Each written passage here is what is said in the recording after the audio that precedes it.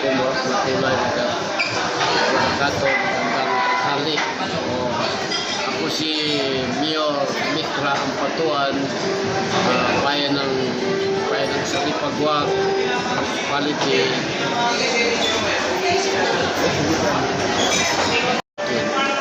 Kambus sa akin ang PG ko.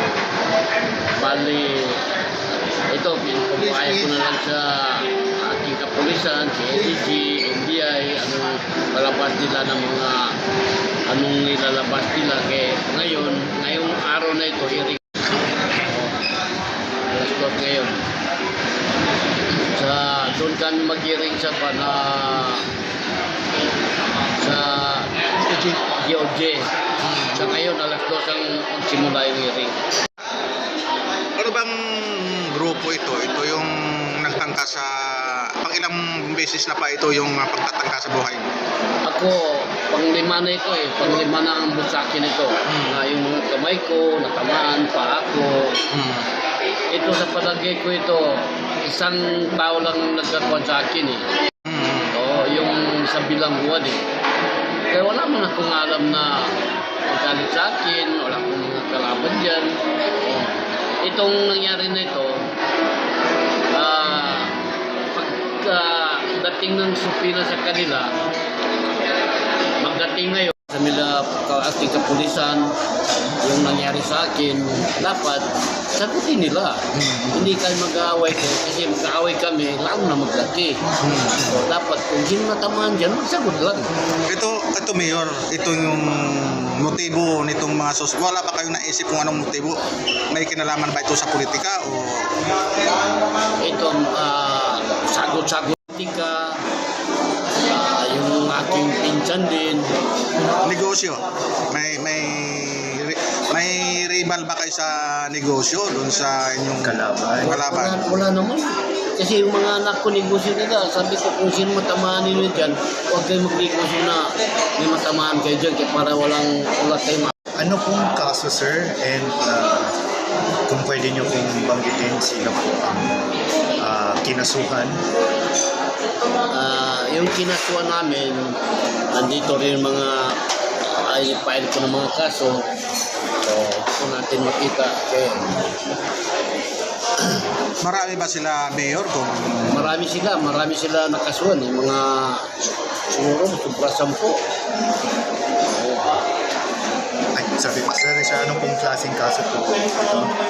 Nasa 13 lahat niya. Yan na, may kuwan din dyan.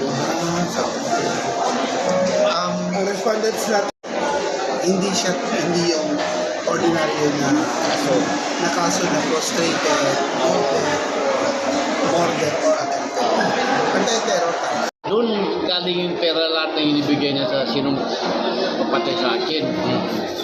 Pero magkakamag-anak kayo, Mayor? Oo, kapatid yung tatay namin eh. Pare-pareho yung mga apelyido ninyo. Oo. Bakit Kasi, kaya, bakit ganun na lang ang galit nila doon sa...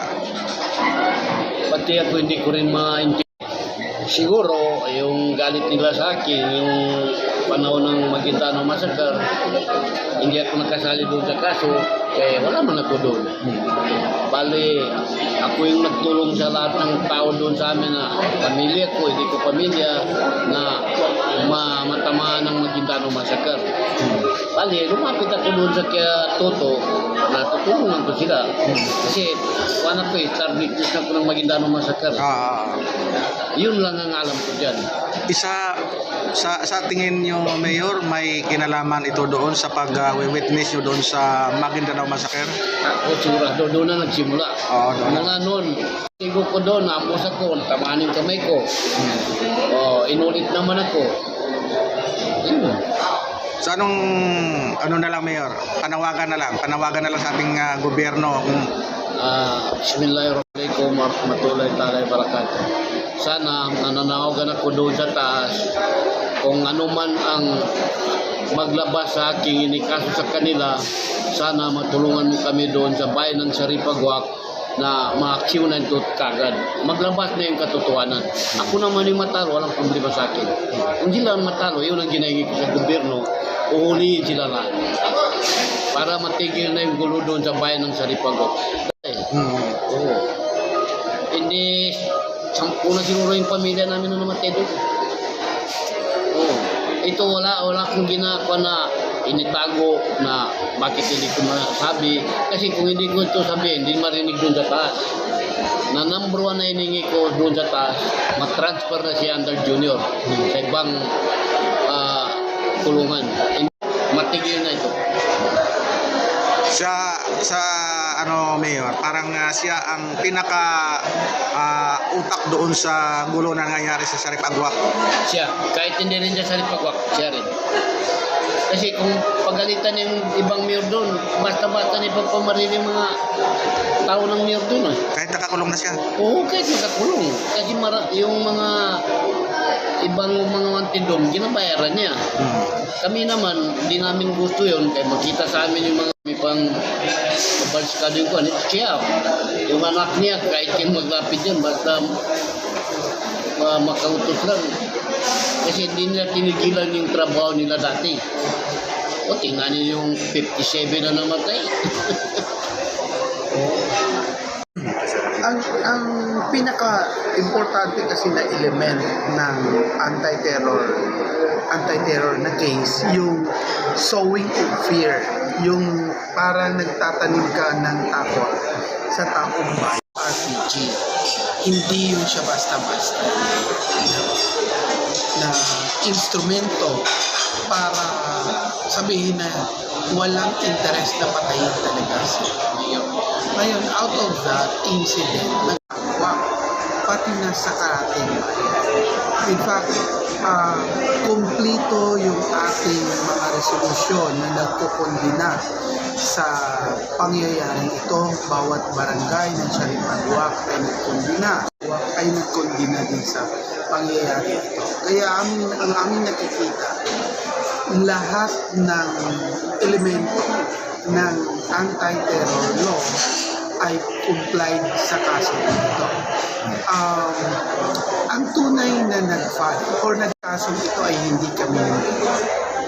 Kumbaga, si Mayor is complainant witness lang. Ang nag-imbestiga talaga dito ay ang CIDG and CIU, Major Crimes Investigation Unit ng CIDG. At nakita nila na complete ang elemento ng anti-terror here in DOJ Manila. So, kumbaga, since may nakitang elements on Hindi lang may nakita, kundi complete ang elements sa aming pananaw. Siyempre, tama sa amin. Kami pa na-complainant na kasama namin ang CIDG o yung depensa. Kasi sabi nga kanina ni Mayor, ang gusto niya lang ay magkaroon ng desisyon, tamang desisyon.